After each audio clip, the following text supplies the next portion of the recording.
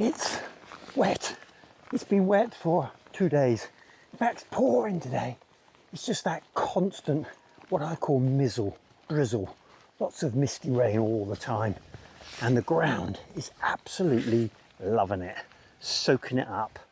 And it's done amazing things for the squash and pumpkins. Just look at those. They're just going for it. We've got one yellow one that's fallen off there. That's what happens if they don't get pollinated properly. And that's what happens if they do. So, looking good. Just amazing growth on these.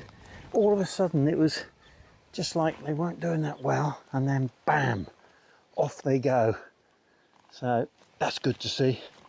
And all the flowers are looking a little bit worse for wear following some heavy rain. So many red currants, just too many, just can't cope with them. But today we've got a little bit of harvesting to do. I'll have a quick look round. Just want to check out the beans. Look at these two. They really struggled to start, but they're underway now. And I think I'm going to be picking some beans this morning. We'll have a look at that. And look at those broad beans. That's the sort of size we want. Might have a few of those, we'll see. And wow, the warm weather and a bit of rain. Just look at these parsnips. They were such small plants only a few days ago, but now they've sort of gotten hold and things are underway. God, look at that cluster. I was getting a bit anxious about the plum tree because, well, the leaves were turning a little yellow. Oh, we've got a jackdaw in with the chickens. He's out. Yeah, the plum tree was looking a little bit yellow. I guess it had got a bit dry, but seems to be okay now. And the plums are staying on, that's the main thing. Just need them to carry on growing and ripen up. That'll be good news. Well, the sprouts are loving the wet weather. If I don't have sprouts this year, there's something wrong. Incredible. Biggest plants I've ever had at this time of year. And the potatoes have enjoyed this bit of a soaking, but they are leaning over now. Certainly coming to maturity, let's say. And these I'll just let them literally die back and then pull out the tops, and the potatoes underneath will be good to go. And that little collection of potatoes that I was given from a sack of potatoes that somebody enjoyed and wanted to see if I could grow any, well, that's the result. Looking good. Don't know whether that'll produce much in the way of potatoes, but certainly the foliage is good anyway. Right, time to pick some tomatoes. Well, I can report that the Allotment tomatoes that have sort of cross-pollinated last year, and I've saved the seed, are very tasty indeed. They're a little bit sharper than Allotment. Here's one here with a sort of stripy look to it, but they are absolutely delicious, so no worries about them. I suppose we could call them Allotments for Fun and Food Allotment variety.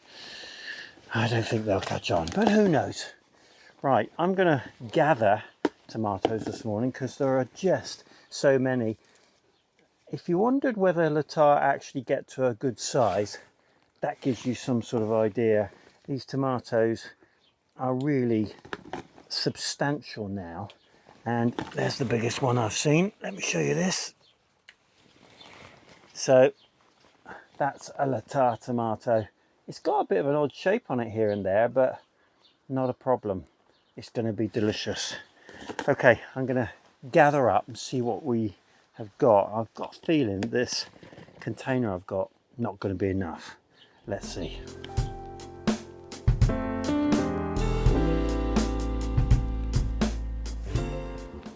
Well, you know it's going to be a pasta sauce day when you start filling container number 3.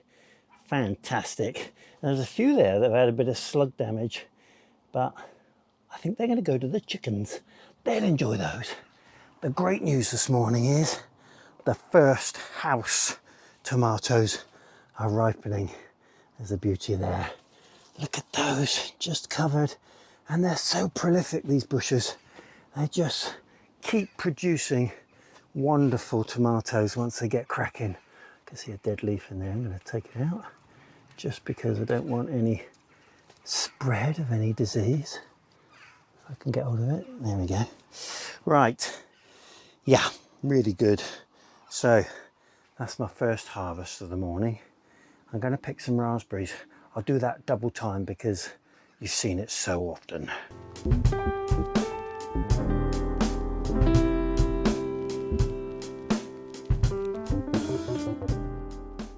I know during the winter months when I was preparing all that, it felt like a hell of a job and I was wondering whether it was worth it.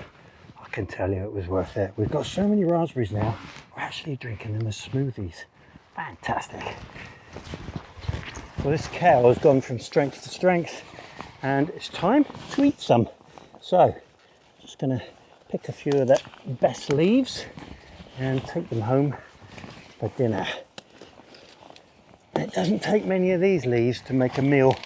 I am going to take a few of the Caballero Nero style as well. But I'm just going to add some of this Caballero Nero style to it, and that'll make, well, a bit of variety. Look at that. So if any of you are worried during those winter months when you're toiling, digging and prepping, whether it's going to be worth it, I can tell you it is. Well, I've got a bit of a deadline today, so I'm just going to take this harvest back and probably pick the beans on a drier day. Good times. Well, it's not often that I sit in front of the camera and talk straight at it, but there's been one or two very unusual occurrences in the last week. Unbelievable. They all took place in a week. But the first one was when I saved the frog. The frog that was being pursued by the cat in the allotment. And I heard it squeak and I went over to investigate and I recovered the frog. And the cat scurried off. And the frog ended up in the pond. And nothing too unusual about that really, I suppose. And there's frogs in and around the allotment. So, well, that was followed by a far more unusual occurrence. I was sitting in the lounge when I heard Mrs. K, well, not to put too fine a point on it, sort of scream. And I rushed out of the lounge and she was stood on the stairs saying that something had wiggled in her hand when she picked it up. Well, we had a close look. She thought it was a newt on the stairs in the house. So I got a torch and I had a good look round, and first of all couldn't see anything at all. And then our staircase has got like those metal rods across it, and I looked under the rod and twisted it slightly, and there seemed to be a long string like, well, I didn't know what it was, just a long piece of string. And I sort of looked at it closely and it moved. And I thought, what on earth could that be? Well, I'll show you what it is. Take a look at this. So it turns out that that is a common lizard. And well, I've not seen a common lizard in this area. I think I've probably seen lizards in the UK before, but not a common lizard that I'm aware of, and certainly not one in the house, and certainly not one going upstairs. So, well, I recovered it. I used one of those containers and took it over to the allotment, and I released it on the rockery just above the pond, thinking there's plenty of warmth in the stones there, plenty of crevices for them to get into, and who knows, there might be other common lizards about in that area. And we thought, well, how unusual to have two reptile incidents in such a short space of time. Well, little did we know. So as you may have seen recently, we've got a dog lodging with us. So I'm getting quite a lot of exercise because she's quite a big dog, and I take her out for a walk every morning. And I decided on this particular morning to take her up one of the highest points in the local area. It's just a walk from the house, but gets to the highest point eventually. It's called the Tump of Stones, and we went up the route to the Tump of Stones and got to the top, and we were quite pleased with ourselves and sat down, had a look round, and I noticed a strange shape in the grass, and it didn't occur to me to start with that it could be a snake, but that's what it turned out to be. It looked a bit like a ram's horn. The strange thing it was almost white. So, well, have a look at this. So yes, a very unusual looking snake is what it turned out to be. And it was pretty cold up on the top of that mountain and misty rain. And this snake was completely stationary, not moving at all. Couldn't even see a flick of its tongue. But I could tell straight away it wasn't a snake that was native to the UK, because I'm reasonably familiar with the UK snakes. And I thought to myself, what on earth am I going to do? So Mila was pretty good. She sat down and I got on the phone and I called the RSPCA, and unfortunately they couldn't help. Let's put it like that. Even though the animal was in great jeopardy. But there we are. They have their reasons. And I thought, well, I'll have to ring our police station and see if I can get any response from them. My biggest concern was the snake could be venomous and a dog or a child might approach it. So I tried the local police station and got through to the ubiquitous call centre, which offered me a call in a queue, 1 hour and 20 minutes wait. That didn't seem like a reasonable proposition for this snake or me. So with no further ado, I gave Mrs. K a call and asked her if she would come up and pick us up from the area. So she came out with the car and I explained the situation, and we went back home to get something to put this snake into. And that meant, well, preparing myself for something I'd never done before, which is pick up a snake that I had no idea what it was. So I put on a very thick coat and a very thick pair of gloves and got a pillowcase and a bucket, and we went back up the mountain for a second time. Well, I was reasonably confident that the snake was so cold, and reptiles are so dependent upon warmth to be active. I was reasonably confident that if I got this snake by the tail using my gloves, I could lower it into a pillowcase and then into the bucket, and I would then take it to a local exotic pet supplier. And I'd called one or two, and it would appear that this is not unfamiliar territory, that with the cost of heating and lighting going up, that there seems to be an increased number of reptiles being abandoned. So I had a destination for it, and so we went back up the mountain, and this is what happened.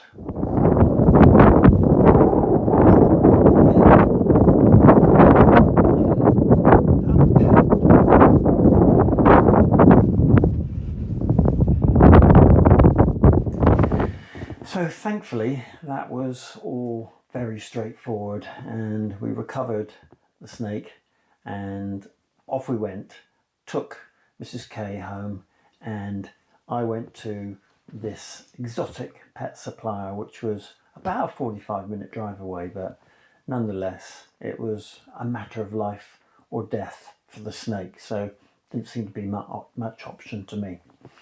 And I arrived at the location and went in and saw the people inside the shop, and they were very helpful.